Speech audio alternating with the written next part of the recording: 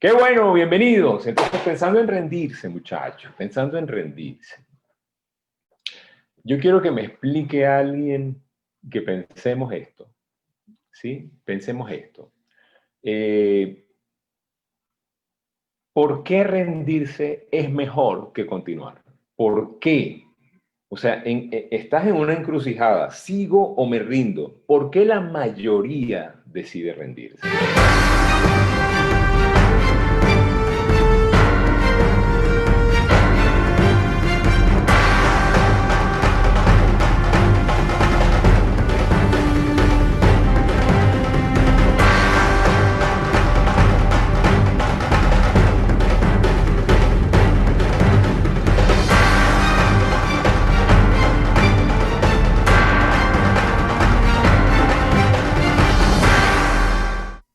¿Por qué la mayoría decide rendirse? ¿Por qué? Opción 1, seguir adelante, insistir. Opción 2, me rindo. La mayoría insiste en rendirse. Por miedo, dice Tania. Porque es más fácil, es más cómodo, dice Néstor.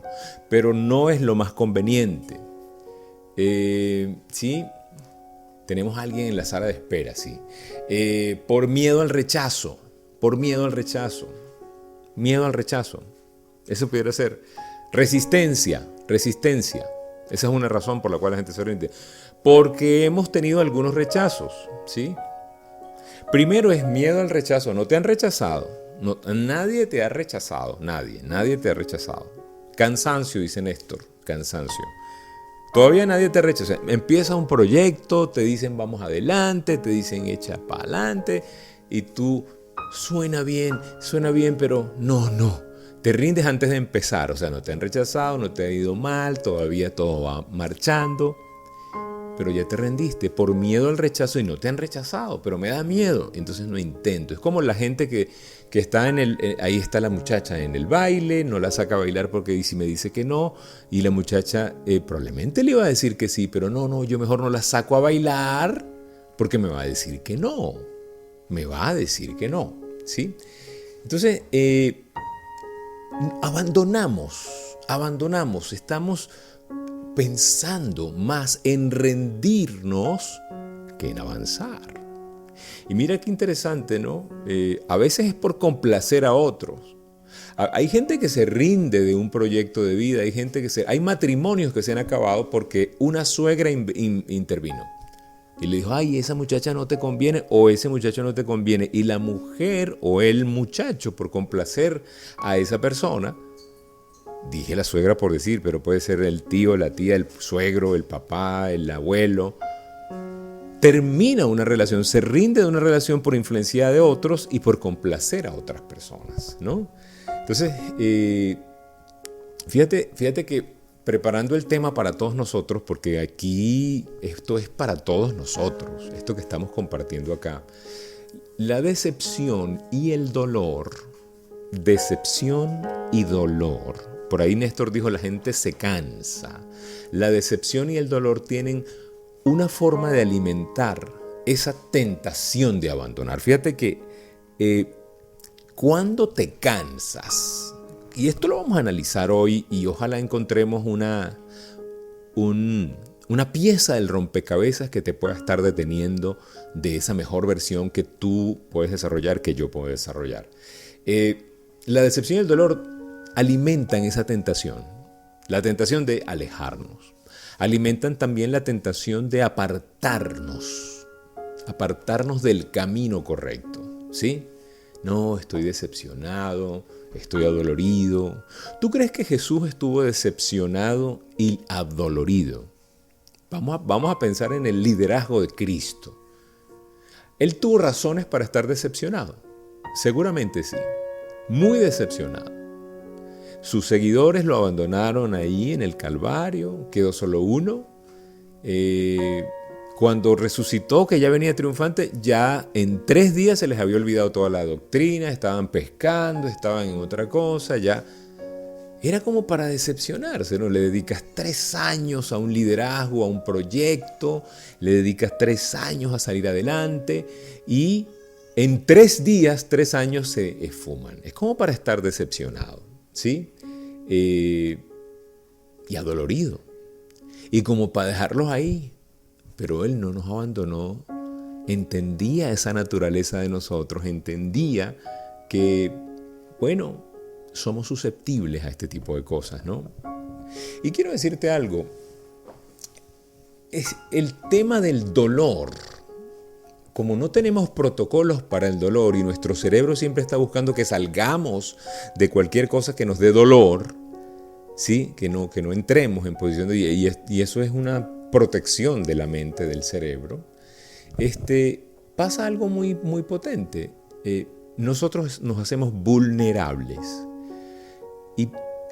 Y en la vida, las cosas que valen el esfuerzo, o sea, las cosas que valen, las cosas que son valiosas, generalmente cuesta hacerlas. Por eso, porque son valiosas, porque si no costaran, todo el mundo las hacía, y por eso son valiosas, porque no todo el mundo las hace, ¿no? Entonces, nosotros somos susceptibles al dolor, y esa mala experiencia nos deja susceptibles, ¿sí? Nos pone en áreas de debilidad, muchachos. Nos metemos en un área de debilidad, comiendo en exceso, trabajando en exceso, escapando de cosas que de repente en la vida necesitamos cuidar. El tema de no sé, sexo casual, pornografía, drogas, alcoholismo, malas compañías. Empiezas a intoxicarte de un ambiente que te da esa paz que buscas, pero es una paz barata, porque cuando la gente se droga, nunca lo he hecho, pero conozco muchas personas y muchos testimonios de personas que se han drogado y dicen, hay una paz que después te sale muy cara, porque la paz es muy barata, porque es un ratico de paz, pero es muchísimo tiempo de dolor, ¿sí? Muchísimo tiempo. Entonces, pareciera que quisiéramos anestesiar el dolor o anestesiar el precio, ¿sí? Y empezamos a decirnos la famosa palabra, es que yo me merezco, o sea, tomaste la decisión de cambiar tu dieta y en el segundo dices que ya me merezco un pancito, ¿sí? Es un ejemplo, ¿no? Estamos lastimados y tendemos a sacrificar cuando estamos lastimados porque las cosas no salen o porque ya quiero abandonar. Cuando estamos lastimados, tendemos a sacrificar el sueño, la visión, el llamado por un alivio, ¿no? Y hay una escena investigando, encontré que hay una escena en la ópera de La Bohemia. Es una escena muy interesante. En esa escena, y esa ópera es famosa, La Bohème, ¿no? Hay un invierno brutal en París. Escuchen esta historia, ¿no? Y hay un escritor hay 2 personajes, ¿no? Pero el invierno es así congelante, no hallaban cómo, o sea, ya y uno de estos 2 personajes era un escritor. Y sabes, el frío era tal que ya no se podía concentrar en la escritura. No podía. Y ya había avanzado en el proyecto, ya había tenido un volumen grande, pero había frío. Mucho frío, no me puedo concentrar. Escribí mucho frío, no me puedo concentrar. Y temblaba la mano y temblaba la pluma para seguir escribiendo por el frío que había en París. Es una escena de La Bohemia. ¿Y sabes qué terminó haciendo? El escritor, que ya tenía avanzado su proyecto, usó las hojas para calentarse. Quemó las hojas. Y es así, los escritos se convirtieron en cenizas. Él tuvo calor un ratico. Y se acabó el proyecto, porque todo lo que había escrito se quemó. Esto, muchachos, es como muy gráfico, ¿no? Es cuando la gente tiene por un poquitico de alivio momentáneo, sacrifica toda una vida de trabajo, sacrifica toda una visión, ¿sí? En la Biblia hay una historia parecida, ¿sí? Y se las quiero leer con muchísimo gusto. Está en Génesis, es la historia de Esaú. ¿Alguno de ustedes ha oído hablar de Esaú? Esaú es interesantísimo porque él estaba agotado, hambriento, había trabajado todo un día y cuando llega a la casa huele así un guiso que estaba preparando su hermano, ¿no? Y dice, ¡ay, qué rico! Daría lo que sea, te doy lo que sea por ese guiso, ¿no? Y les voy a leer para que ustedes lo vean. O sea, él negocia una condición que él tenía, que era de privilegios, por comerse esas caraotas, ¿no? O sea, no eran caraotas, eran unos frijoles, era un guiso, la Biblia dice. Mire lo que dice la Biblia, dice, eso está en Génesis 25, desde el 29 al 34. Dice, un día en que Jacob estaba cocinando, Jacob, el hermano de Esaú, ¿sí? Esaú regresa muy cansado del campo y le dijo, por favor, dame un poco de ese guiso rojo que tienes ahí, porque me muero de hambre. Por eso Esaú también se le conoce como Edom, dice una aclaratoria de la Biblia. Primero, dame en cambio tus derechos de hijo mayor, le dijo Jacob. O sea, él le dice, yo te doy, pero primero tú me das ese, porque él era el mayor, ¿no? Los derechos del hijo mayor, le dice. Entonces Esaú le dijo, ¿cómo puedes ver? Me estoy muriendo de hambre, de manera que los derechos de hijo mayor no me sirven de nada, porque tengo hambre. Imagínate, o sea, los derechos de hijo mayor, que son para toda la vida, no me sirven de nada, porque ahorita tengo hambre. Mira cómo pensamos los seres humanos. De manera que los derechos de hijo mayor no me sirven de nada, júramelo ahora mismo, insistió Jacob. Esaú se lo juró, y así le cedió a Jacob sus derechos de hijo mayor. Entonces Jacob le dijo a Esaú, pan y guiso le dio, guiso de lentejas, sí lo aclara la Biblia. Cuando Esaú terminó de comer y beber, se levantó y se fue, sin dar ninguna importancia a sus derechos de hijo mayor. La historia cambió completamente para Esaú y también para Jacob. Pero a lo que yo voy es, él se rindió su visión, rindió su sueño, rindió sus derechos de primogenitura en la cultura de la época. El ser el primer hijo, el hijo mayor, el hijo, tenía los derechos de primogenitura, ¿no? Toda la bendición del patriarcado. Y él dejó todo eso porque tenía hambre. Me dice, ay, ahorita no me sirve. Eso es como cuando el que decide cambiar la dieta dice, sí quiero tener una mejor figura, sí quiero tener mejor salud, sí quiero verme mejor, pero ahorita no me sirve porque me quiero comer este churro, me sirve el churro este, ¿sí? Así somos, así soy yo, así eres tú, nos rendimos. ¿En qué momento rendirse es una mejor opción? ¿Por qué era mejor opción rendirse para Jacob, para Esaú?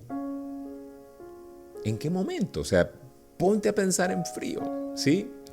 Estamos tentados a comernos o a quemar las hojas y las cenizas de nuestro trabajo simplemente porque hay un poco de frío o hay mucho frío. ¡Ey! Es todo un proyecto que estás quemando por un poco de frío. Porque si tú me dices, no, es que si quemo este proyecto tengo siempre calor, es entendible, pero ¿cuánto tiempo iban a durar el calor que provocaban las hojas del escrito del autor? ¿Cuánto tiempo? ¿Sí? Eso se llama comodidad temporal. Yo voy a la comida, ¿no? Por ejemplo, pero hay muchos. Es la comodidad temporal de tener la razón, de ganar una pelea, pero destruir una relación. ¿Sí?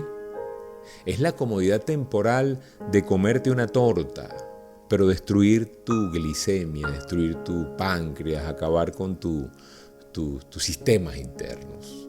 La comodidad temporal, ¿sí? La comodidad temporal. ¿Sabes? A veces nosotros no tenemos el criterio. Por ahí decían, los tiempos difíciles obnubilan el pensamiento. Dios tiene un sueño para ti y para mí que requiere sacrificio. Sí. ¿Por qué el sacrificio? ¿Por qué? Porque tú y yo, a través del sacrificio, garantizamos la permanencia del sueño. Así de sencillo, a través del sacrificio. ¿Sí? ¿Sabes? A Dios le interesa más nuestro carácter. Aprendas esto. A Dios le interesa más tu carácter, mi carácter, que mi comodidad y tu comodidad. Así de sencillo. Es como un padre. Un padre quiere que sus hijos aprendan. ¿Sí? Y por eso les exige que aprendan. Porque quiere que fortalezcan el carácter, porque en algún momento ese papá no va a estar, y cuando no esté el papá o la mamá, ese hijo tiene que saber desenvolverse. Y si tú siempre lo estás cuidando, que no sufra, nunca se va a desenvolver. Entonces, así está Dios, es su pensamiento. Él quiere, ¿sabes?, dejar que las cosas difíciles construyan nuestro carácter. Y tú decides, tú y yo decidimos si las cosas difíciles me construyen o me destruyen. Los tiempos difíciles construyen a los hombres fuertes y destruyen a los débiles. ¿Sí? Hasta que entienden que los tiempos difíciles los van a construir. ¿Sí? Nosotros tenemos que perseverar, ¿no? Y lo más importante, la palabra clave de esta mañana es carácter. Carácter es lo que hay que desarrollar. A mí me encanta, el deporte desarrolla carácter. Levantarte a hacer ejercicio desarrolla carácter. Cuidar lo que comes desarrolla. Si tú no eres capaz de renunciar al carbohidrato, al azúcar, a las cosas dulces, a las cosas que te gustan, no eres capaz, nunca vas a ser capaz de hacer nada más. No vas a poder ser exitoso en muchas cosas. Y esto es bien. Y tú dirás, Rafael, pero yo conozco mucha gente exitosa gordita. Yo también. Me explico.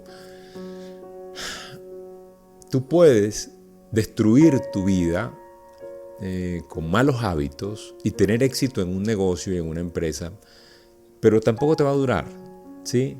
Porque no aprendiste a desarrollar el carácter en un área y sí en otras, ¿sí? El ejemplo que yo quiero darte es que tenemos que aprender a que cuando la vida nos exige para mejorar. No seamos de los que siempre estemos pensando que las cosas que nos pasan para mal, ¿sí? Mira lo que dice la Biblia en Santiago 1:2, se lo voy a leer. Hermanos míos, dice, ustedes deben tenerse por dichosos cuando se vean sometidos a pruebas de toda clase, porque ya saben que cuando su fe es puesta a prueba, ustedes aprenden a soportar con fortaleza el sufrimiento. Procuren que esa fortaleza los lleve a la perfección, a la madurez plena, sin que les falte nada. Aquí hay una clave grande que nos da Santiago, ¿no? Siéntanse dichosos cuando tengan pruebas, porque esas pruebas los llevan a la perfección. Así o más claro, ¿sí? Nunca dejes tu sueño por algo temporal. Nunca, jamás. ¿En qué momento, y lo voy a preguntar varias veces, rendirse es mejor que seguir adelante? No dejes que el dolor, no dejes que la decepción de que las cosas no salieron como tú querías, terminen dañándote ese proyecto de vida, esa visión que Dios puso en tu corazón. Porque las cosas no salieron bien 1 año, 2 años, 3 años, no significa que no vayan a salir bien el resto de la vida. A lo mejor son 2 o 3 años que fueron de sequía para fortalecer el carácter, es un gimnasio, ¿sí? ¿Entiende algo? Hay libertad al otro lado, hay felicidad, ¿sí? Pero hay libertad al otro lado de la fidelidad. Cuando somos fieles a una visión, a un llamado, encontramos ese clic que faltaba, ¿sí?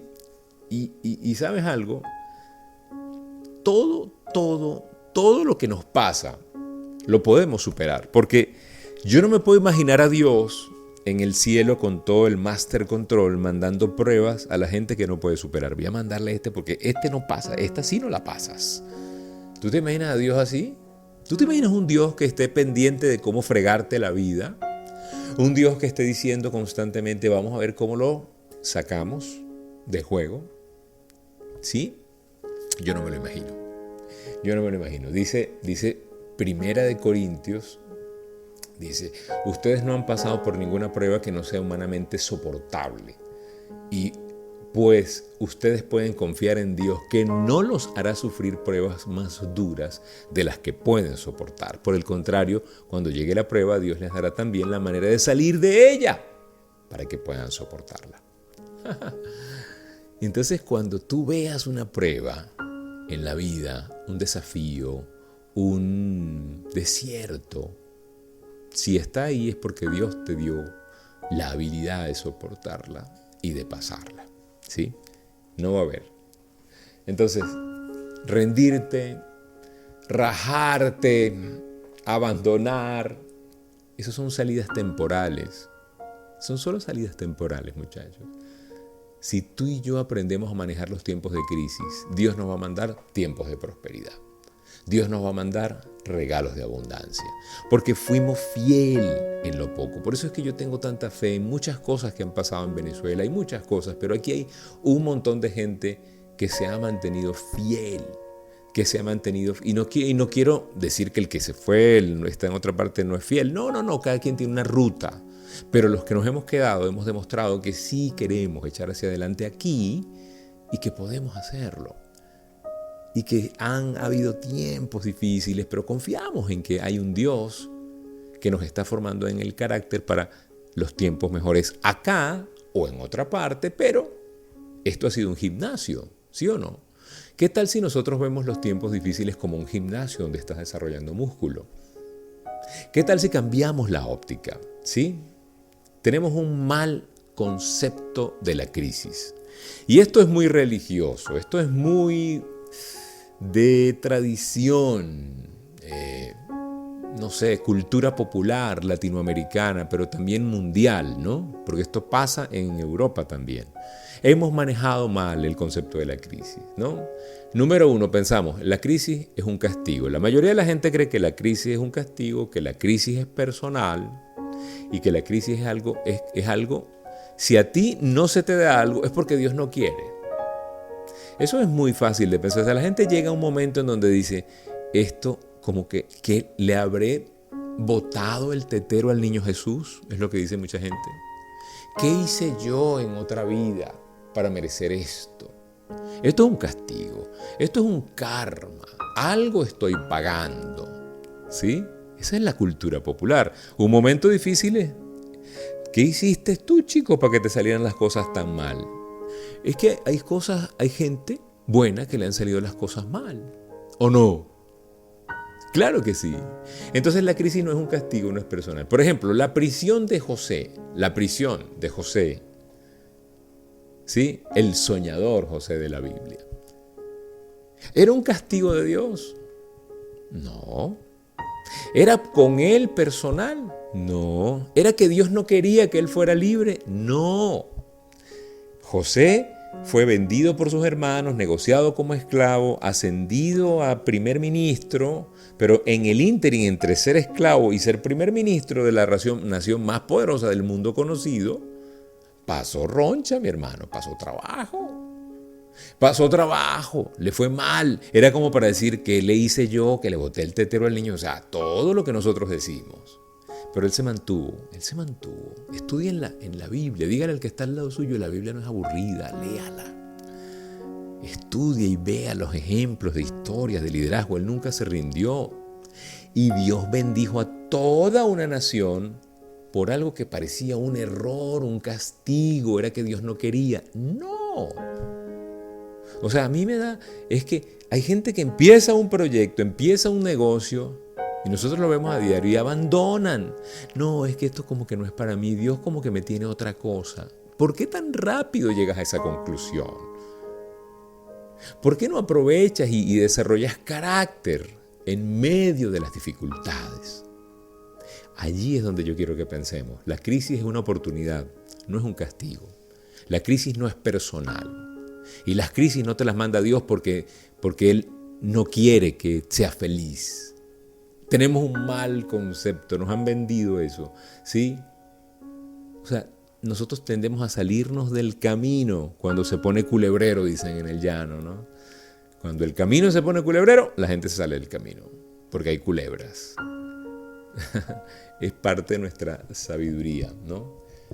Pero cuando tú sabes que ese camino te lleva a un tesoro, a un logro, aparecen las culebras. ¿Qué haces? Apartas las culebras y sigues adelante.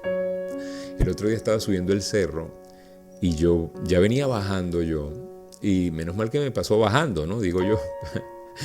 Pero venía bajando y una señora que subía me dijo, cuidado que por ahí hay una culebra. Ay, Dios, sí, es peligroso. Cuando alguien te lo dice, te lo mete la idea en la cabeza y empezaste a ver culebras por todas partes. Pero cuando tú tienes la visión de por qué subir una montaña, por qué escalar un camino difícil, aunque aparezcan las culebras, tú dices, yo tengo que llegar allá. Pregúntale a una mamá que tiene que salvarle la vida a su hijo y en el camino encuentra una culebra. ¿Qué hace? La aparta y sigue adelante para salvarle la vida al hijo.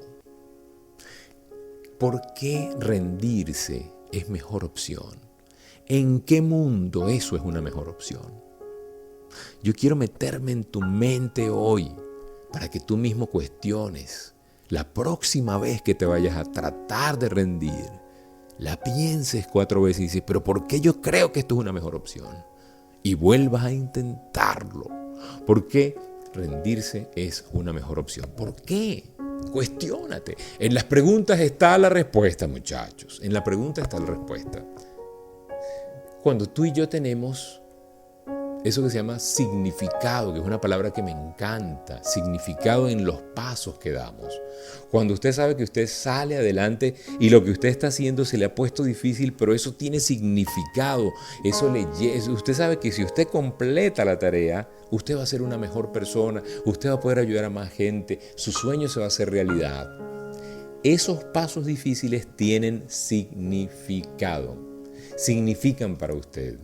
Pero cuando eso no está claro, los pasos difíciles lo distraen, lo sacan del camino, ¿sí?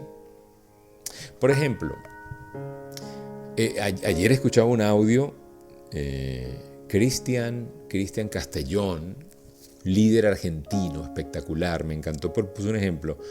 Por ejemplo, jugar fútbol. Ay, quiero jugar fútbol, quiero jugar en las grandes ligas del fútbol, creo que es la liga superior, sí. Quiero hacer goles. Claro, eso es lo que quiere todo el que juega fútbol. Pero también hay que hacer abdominales. Hay que hacer planchas. Hay que hacer sprints. Hay que trotar. Hay que tener una dieta de jugador, ¿sí? Hay que hacer lagartijas, etcétera, etcétera, etcétera. O sea, hay que hacer algo que no siempre es el gol. La mayoría de la gente quiere hacer gol, salir en las fotos, salir en ESPN, salir en todas partes, pero no quieren hacer los abdominales. No me gusta hacer abdominales, pero quiero hacer goles.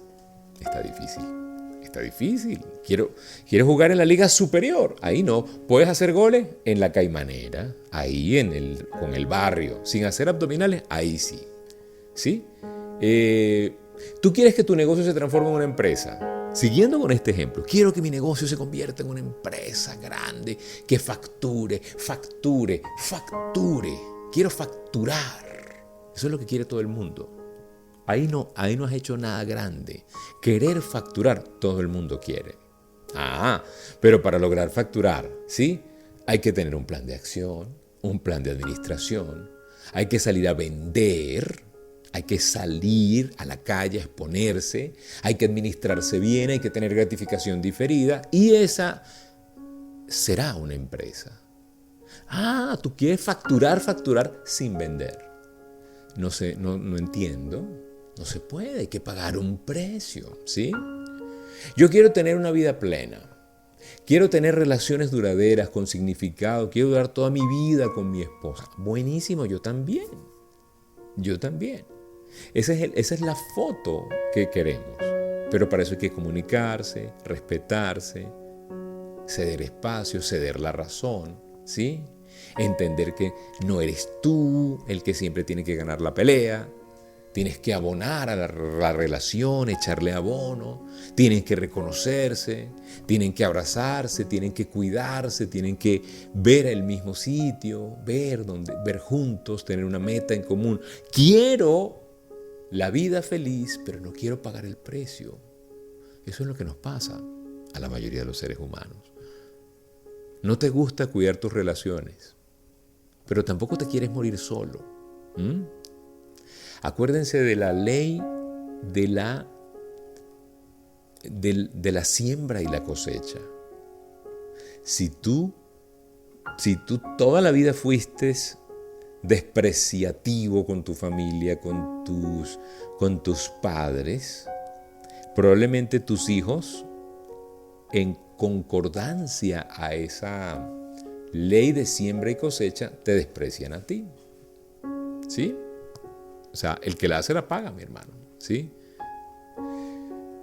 Gálatas 6:9. A mí me encanta, apréndasela, es muy fácil. 6:9, Gálatas. Dice, no nos cansemos de hacer el bien, porque a su debido tiempo cosecharemos. Literal, no nos cansemos de hacer el bien, porque a su debido tiempo cosecharemos si no nos damos por vencido. ¿Sí? Ahí está. Si usted no se da por vencido, usted va a tener la recompensa. Entonces, ¿por qué rendirse es mejor opción? Si la Biblia nos dice que no te rindas, si cualquier libro de management, de mindset, de liderazgo, cualquier autor, agarra cualquiera, te va a decir, el problema de la gente es que se rinde muy rápido. Ahora, si tú ya sabes que eso no es una buena opción, ¿por qué la mayoría de la gente la sigue tomando? Porque no hay claridad. Porque obviamente la dona es riquísima. Pero cuando yo sé lo que la dona me hace, deja de ser rica. ¿Sí me explico? Es rica, pero ahora, más tarde, vamos a comérmela el domingo. ¿Sí? Me la como un domingo al mes. Empezando para quitarte la adicción al azúcar. Poniendo un ejemplo nada más. ¿Ah? Cuando tienes significado, o sea, cuando sabes. Entonces la respuesta a todo, y ya estamos terminando, muchachos. La respuesta es, hey, si sabes por qué, no vas a tener problema. El problema es no saber. Es un problema de información. Entonces, ¿qué te recomiendo yo? Si tú estás en un negocio, ve por qué, ve a la raíz. Dejemos de ser superficiales.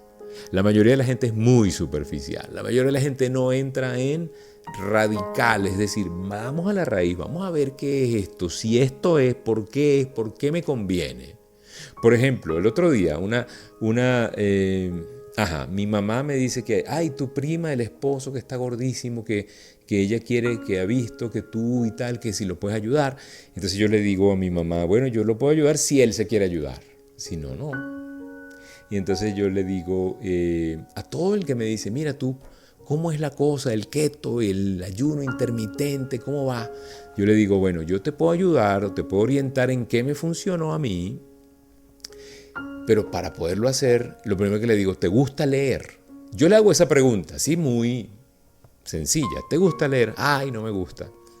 ¿No? La mayoría me dice, no me gusta, me duermo. Y le digo, bueno, entonces no te puedo ayudar. ¿Pero por qué? ¿Qué tiene que ver eso? Porque tienes que leerte un libro antes de poder entender, porque si yo te digo lo que hay que hacer y no te digo por qué hay que hacerlo, tú no lo vas a hacer. No lo vas a hacer. No lo vas a hacer. No lo vas a hacer. Entonces hay un libro que se llama El Código de la Obesidad, para el caso de la obesidad, que si tú lo lees, tú empiezas a darte cuenta de por qué no tienes que comer tanta azúcar, tanto refresco, tanta cosa. Pero si no lo lees, no te puedo ayudar. ¿Sí? La información. En la vida, nosotros tenemos un manual que es la Biblia. Ahí hay un manual, pero no nos gusta leer. Y queremos tener una vida plena, pero no nos gusta leer. Queremos hacer gol, pero no queremos hacer abdominales. No, no va a pasar. It's not gonna happen, dicen en el llano, ¿sí? Hebreos 12:11. Apréndase esta. Dice: ciertamente ninguna disciplina en el momento de recibirla, escuche esto es una riqueza impresionante.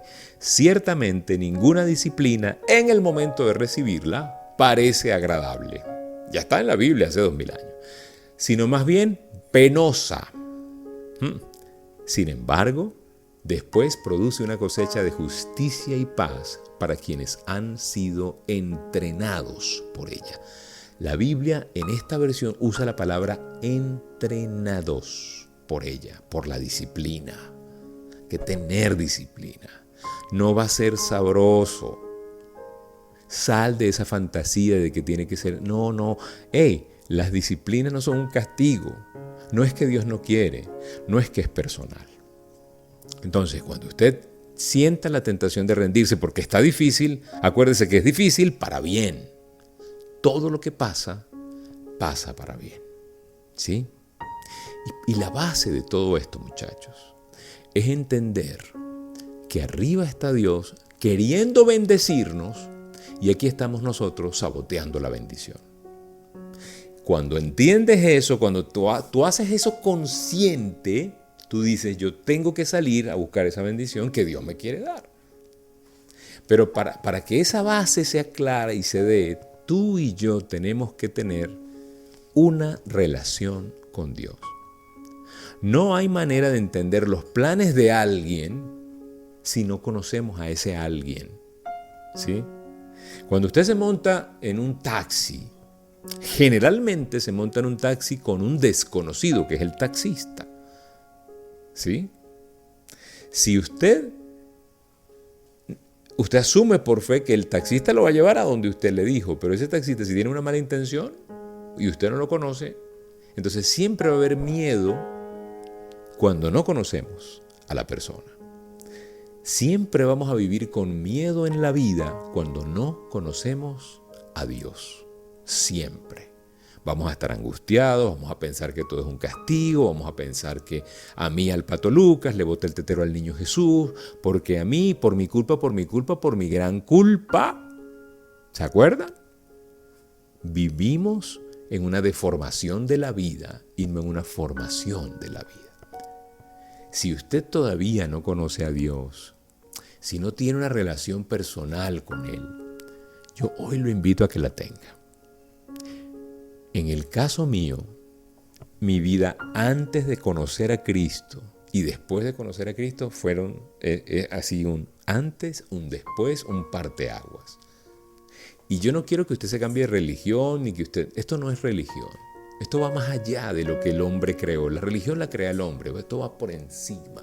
Esto va de parte de Dios. Dios quiere que tú y yo nos relacionemos con Él directamente. Y para eso se diseñó un plan. Estamos separados de Dios por el pecado. Él dijo, el pecado lo tenemos que pagar esa deuda que me debe la humanidad y tengo que conseguir un sacrificio único. Y se hizo el hombre, se sacrificó por nosotros, pagó por nuestros pecados y todo aquel que lo reconozca como su Señor y Salvador será salvo y no morirá jamás espiritualmente. El cuerpo se desgasta, es una tienda de campaña, en algún momento tenemos que partir, pero el alma vivirá eternamente con Dios o el alma, el espíritu tuyo vivirá eternamente sin Dios. Que Dios te proteja, pero si tienes que partir ahorita, ¿estás seguro de que vas para el cielo o no estás seguro? Si estás seguro, bienvenido. Yo estoy seguro que voy para el cielo, pero no porque yo soy, Rafael, tú tienes que estar en el cielo, tú eres una maravilla. No, yo soy igual, una joyita como tú. Pero Dios hizo algo tan maravilloso que a nosotros, que no somos perfectos, nos dio la posibilidad de aspirar a la vida eterna a través de una promesa. La Biblia dice, el que me confesare con su boca que Jesús es el Señor y creyere en su corazón que resucitó de entre los muertos para darle vida eterna, será salvo y no morirá jamás. Es una promesa de la Biblia. ¿Sí? Esa promesa, si tú la tienes en el centro de tu vida y sabes que Dios existe y tienes una relación con Dios que alimentas diariamente con oración, aprendiendo, estudiando, escudriñando, tu vida nunca va a ser igual y nunca más vas a querer rendirte, jamás. Nunca más vas a considerar que rendirte es la mejor opción. ¿Ok? Rendirte no es una decisión. Te vas a arrepentir, no es una buena decisión, te vas a arrepentir algún día. Y vas a pagar el precio por rendirte. Y hay una cosa que se llama remordimiento, muchachos, que es muy fuerte. Dicen que el remordimiento corroe más que el óxido. Así que pues tenga cuidado. Bueno, si usted no ha hecho nunca hay una oración clave para poder relacionarte con Dios. Y ya me despido. Si usted nunca ha hecho esta oración, escríbanos. Escríbanos al WhatsApp 0414-340-3023. Nosotros estamos para apoyarte. Si te necesitas alguna orientación o algo, nosotros incluso yo tengo una lista de difusión donde yo envío periódicamente información espiritual, información que tenga que ver con la fe, ya muy intencionada a esa lista, con las personas que hacen esta oración que están como empezando, ¿no? Entonces, si tú estás empezando, ¿sí? Vamos a esa lista y yo te incluyo allí y te vamos guiando. Con muchísimo gusto. Pero busca tener una relación personal con Dios. Tal vez todo este tema de la pandemia sirva para que tú te encuentres con Dios y cambies tu vida. Y más nunca te rindas. ¿Ok?